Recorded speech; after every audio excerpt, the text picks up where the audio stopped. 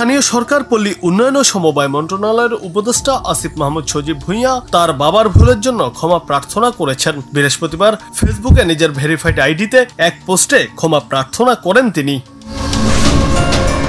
পোস্টে উপদেষ্টা আসিফ মাহমুদ বলেন, প্রথমেই আমার বাবার ভুলের জন্য ক্ষমা প্রার্থনা করছি। রাতে একজন সাংবাদিক কল দিয়ে আমার বাবার নামে ইস্যুকৃত ঠিকাদারি লাইসেন্সের বিষয়ে জানতে চাইলেন। বাবার সাথে কথা বলে নিশ্চিত হলাম তিনি জেলা পর্যায়ের একটি লাইসেন্স করেছেন। বিষয়টি উক্ত সাংবাদিককে নিশ্চিত করলাম। নিউজও হলো গণমাধ্যমে, নানা আলোচনা সমালোচনা হচ্ছে, তাই ব্যাখ্যা দেওয়ার প্রয়োজন বোধ করলাম।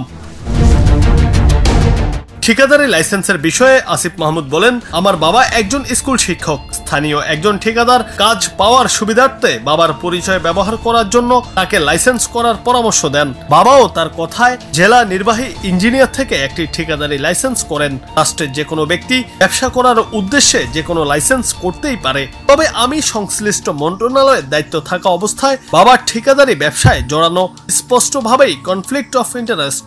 বিষয়টি বোঝানোর পর আজ বাবার আবেদনের প্রেক্ষিতে লাইসেন্সটি বাতিল করা হয়েছে। তিনি আরো বলেন, বাবা হয়তো কনফ্লিক্ট অফ ইন্টারেস্টের বিষয়টি বুঝতে পারেননি, সেজন্য বাবার পক্ষ থেকে ক্ষমা প্রার্থনা করছি। মধ্যবর্তী সময়ে উক্ত লাইসেন্স ব্যবহার করে কোনো কাজের জন্য আবেদন করা হয়নি।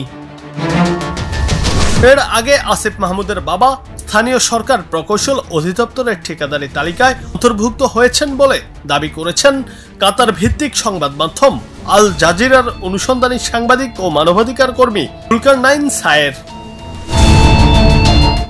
জুনায়েদ আহমেদ, বাংলা টিভি।